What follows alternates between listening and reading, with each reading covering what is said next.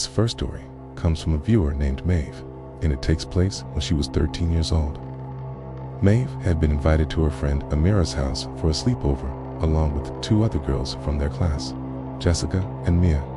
Amira lived in an old Victorian house that her family had recently inherited from her grandmother. The house was beautiful, but had an unsettling atmosphere that Maeve noticed the moment she walked through the front door. Amira's parents were going out for dinner and wouldn't be back until late, leaving the 4 girls alone in the large, creaky house. They spent the early evening doing typical sleepover activities, painting their nails, watching movies, and gossiping about boys at school. But as darkness fell, the house seemed to take on a different personality entirely. Around 10 o'clock, they decided to explore the house. Amira had mentioned that there were several rooms upstairs that her family hadn't cleaned out yet since moving in. The girls grabbed flashlights and made their way up the narrow wooden staircase, each step producing an ominous creak that echoed through the halls. The second floor had 6 rooms, but Amira's family was only using 3 of them. The other 3 remained exactly as Amira's great-grandmother had left them when she passed away 2 years prior. Amira led them to the first unused room at the end of the hallway. When she opened the door, a musty smell immediately hit them. The room was filled with antique furniture covered in white sheets, creating ghostly silhouettes in the dim light.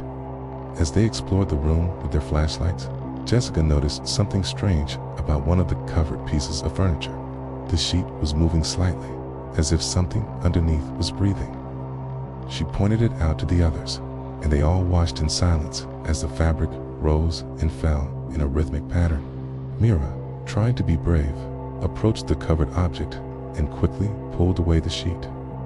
Underneath was an old rocking chair, and it was gently rocking back and forth on its own. The girls stood frozen, watching the chair continue its movement for nearly a full minute before it gradually came to a stop. They quickly decided to leave that room and check out another one. The second room was Amira's great-grandmother's bedroom, which had been left completely untouched. The bed was still made with faded floral sheets, and personal belongings were scattered across the dresser and nightstands. What immediately caught their attention was an old music box sitting on the dresser that was playing a soft, haunting melody despite no one having wound it up.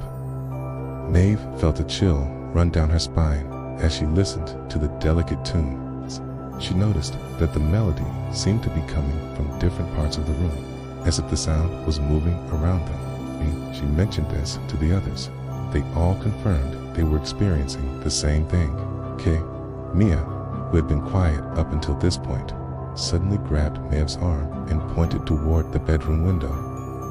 In the reflection of the glass, they could all see the silhouette of an elderly woman sitting on the edge of the bed behind them. But when they turned around, there was nothing there.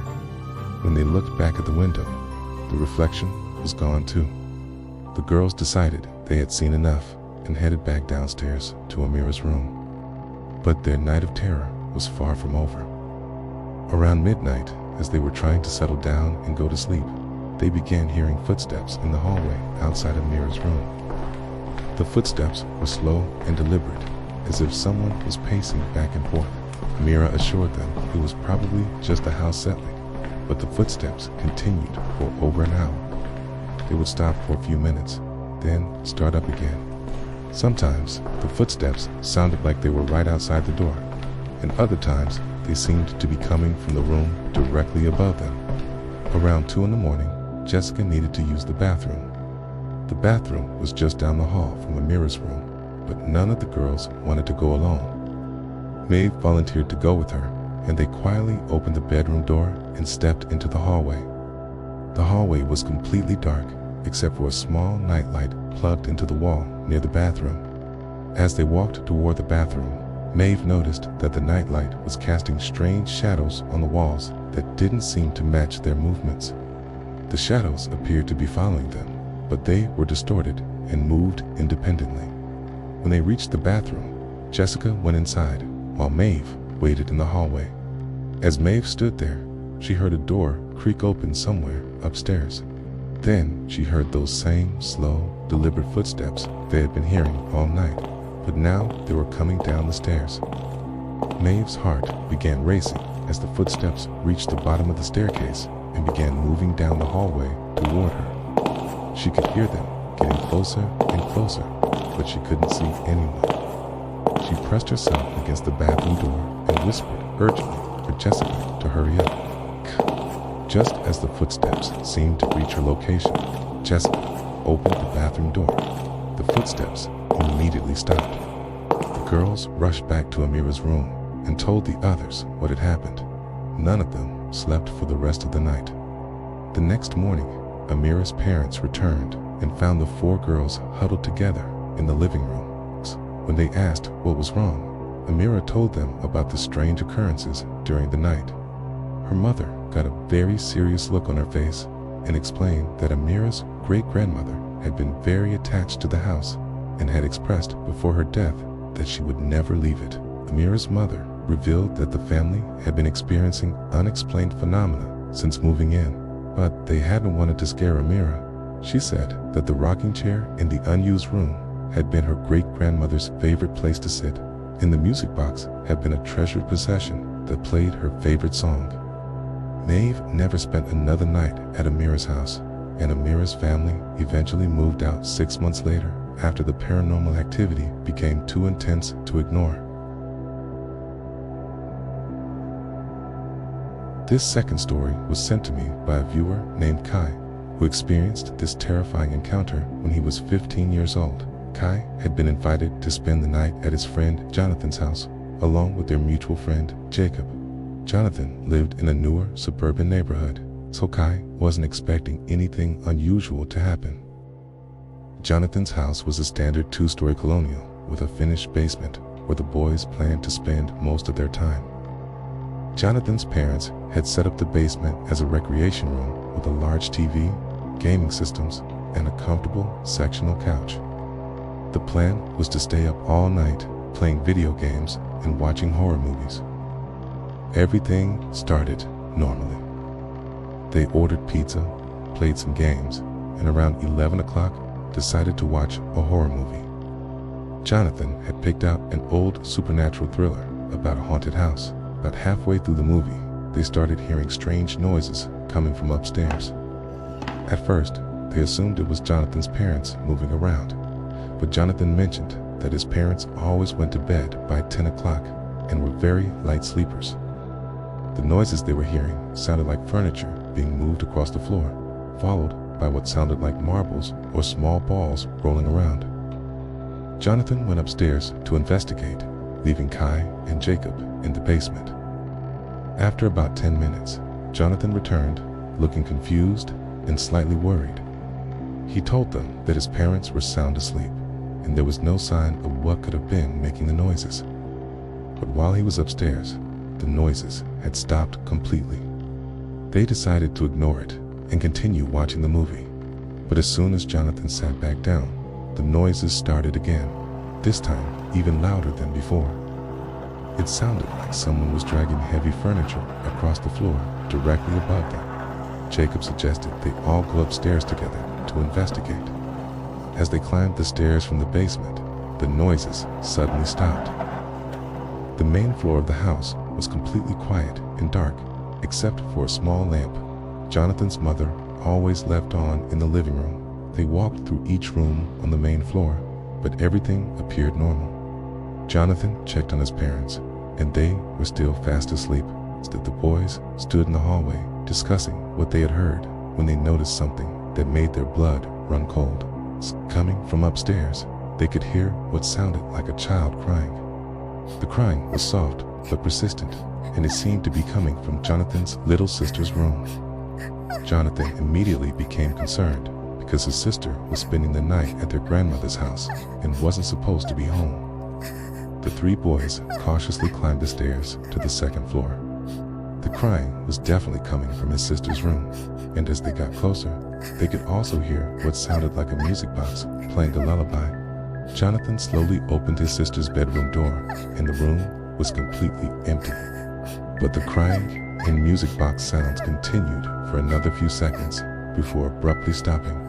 Kai felt the hair on the back of his neck stand up. Kai had never experienced anything like this before, and he was beginning to seriously consider calling his parents to pick him up. But Jonathan convinced them that it was probably just the house settling, or maybe sounds carrying from neighboring houses. They returned to the basement and tried to continue their movie night, but none of them could focus on the screen. Every little sound the house made put them on edge. Around 1 in the morning, they decided to try to get some sleep. Jonathan had set up sleeping bags on the basement floor, and they arranged them in a triangle so they could all see each other. Kai had just started to drift off when he was awakened by Jacob shaking his shoulder. Jacob pointed toward the basement stairs and whispered that he had seen someone walk down them. Kai looked toward the staircase and saw what appeared to be the silhouette of a small child standing at the bottom of the stairs. The figure was completely motionless and seemed to be watching them. Kai nudged Jonathan awake, and all 3 boys stared at the figure in terrified silence. The figure stood there for what felt like an eternity, but was probably only a few minutes. Then, without warning, it began walking toward them. As it got closer, they could see that it appeared to be a young girl in a white nightgown. Her face was pale and her eyes looked hollow and dark. The figure stopped about 10 feet away from their sleeping bags and just stood there, staring at them. None of the boys could move or speak. They were paralyzed with fear. Then, the figure raised one arm and pointed directly at Kai before opening its mouth and letting out a bone-chilling scream that seemed to go on forever. The scream was so loud and terrifying that all 3 boys jumped up and ran toward the basement stairs, pushing past the figure. They ran upstairs and out the front door of the house without stopping. They stood on the front lawn in their pajamas, breathing heavily and trying to process what had just happened. Jonathan suggested they call his parents, but as they looked back at the house, everything appeared normal. The lights were off, except for the usual lamp in the living room, and there was no sign of any disturbance.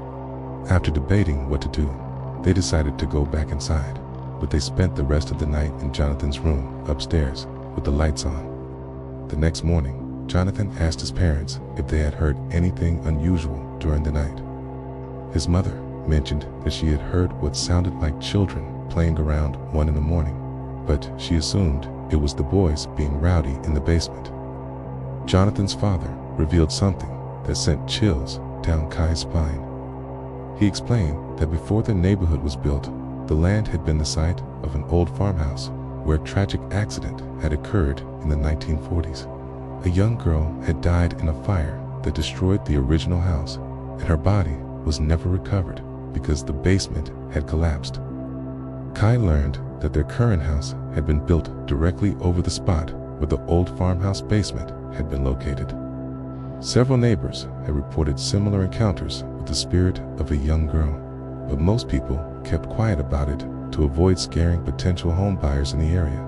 Kai never spent another night at Jonathan's house, and Jonathan's family eventually had the house blessed by a local priest. While the paranormal activity decreased significantly after that, Jonathan told Kai that they still occasionally heard the sounds of a child crying late at night.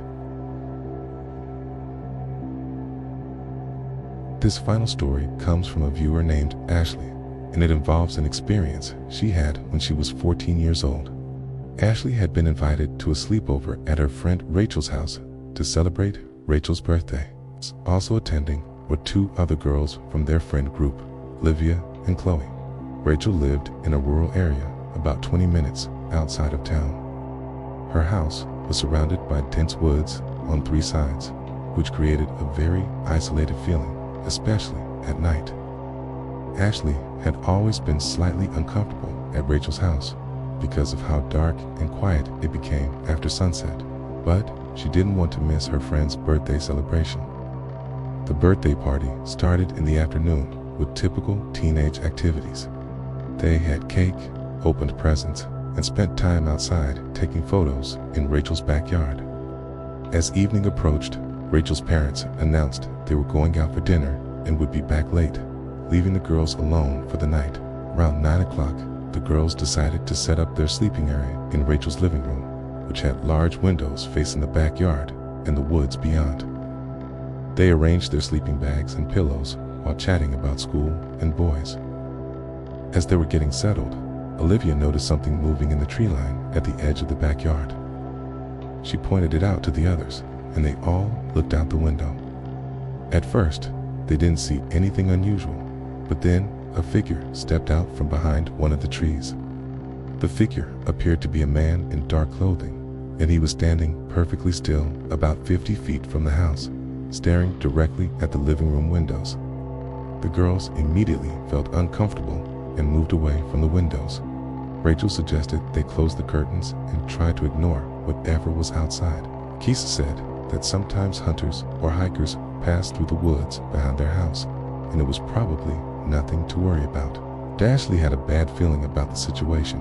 About an hour later, Chloe needed to use the bathroom, which was located down a hallway that had a small window facing the side yard. When she came back, she was visibly shaken. She told the others that while she was in the bathroom, she had looked out the window and seen the same figure, but now he was much closer to the house, standing near Rachel's father's workshop. The girls decided to peek out the living room windows again.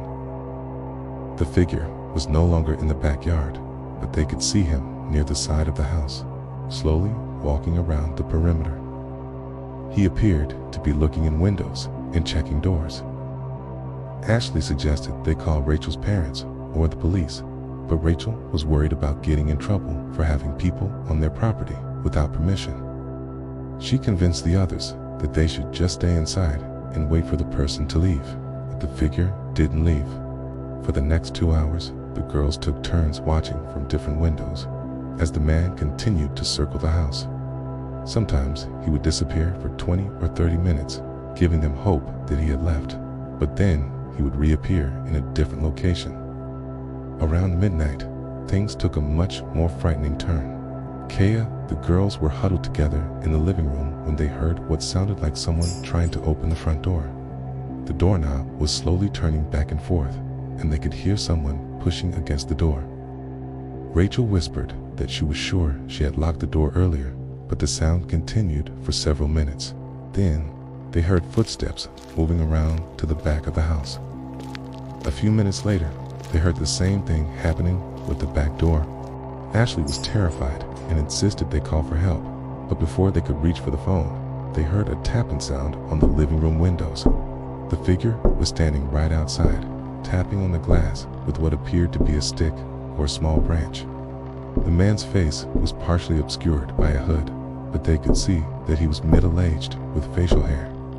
He wasn't trying to break the windows, but he was making it clear that he knew they were inside and watching them. The tapping continued for about 10 minutes before the figure moved away from the windows. The girls grabbed Rachel's cordless phone and huddled together in the center of the living room, as far away from all windows as possible. They were debating whether to call 911 when they heard a sound that made their blood run cold. Someone was on the roof directly above them, walking around and occasionally stopping. Kay could hear footsteps moving from one end of the house to the other. Ashley couldn't take it anymore and insisted they call the police. As Rachel was dialing 911, they heard a loud banging sound coming from the kitchen. It sounded like someone was hitting the back door with a heavy object. The banging continued while Rachel spoke to the 911 dispatcher, explaining their situation. A dispatcher assured them that police were on their way and instructed them to stay away from windows and doors until help arrived. The banging stopped suddenly, and the house became eerily quiet. The girls waited in terrified silence for what felt like hours, but it was probably only about 15 minutes before they saw a police car headlights coming up the driveway. 2 officers searched the entire property with flashlights, but found no sign of the intruder. They discovered some disturbed soil near the workshop and a few broken branches, suggesting someone had indeed been on the property. Also found what appeared to be footprints in the mud near the back door. One of the officers explained that there had been several reports in the area over the past few months of a man matching the same description appearing on people's properties at night. He would watch houses and sometimes attempt to enter them, but he had never actually broken in or harmed anyone. The officer said they believed it was someone with mental health issues who was probably homeless and living in the woods. They had been trying to locate him for weeks, but hadn't been successful because of how vast and dense the forest area was. Rachel's parents returned home shortly after the police left, and they were horrified to learn what had happened. They immediately called Ashley's parents and the parents of the other girls to let them know about the incident. Ashley's parents picked her up that night, and she never spent another night at Rachel's house. Rachel's family installed a security system and motion-activated lights around their property the following week. About a month later, police finally apprehended the man who had been terrorizing rural properties in the area. He was found living in a makeshift shelter deep in the woods and was taken into custody for psychiatric evaluation. Rachel later told Ashley that her family continued to experience occasional strange incidents for several months after that night, making them wonder if there had been more than one person involved in the harassment. The experience left Ashley with a lasting fear of staying overnight in isolated locations, and she still becomes anxious when she hears unexplained sounds outside at night. These 3 stories serve as reminders that sleepovers, which should be fun and carefree experiences, can sometimes turn into terrifying encounters that stay with us for years, whether dealing with supernatural phenomena or dangerous individuals. These situations highlight the importance of trusting our instincts and seeking help when something doesn't feel right.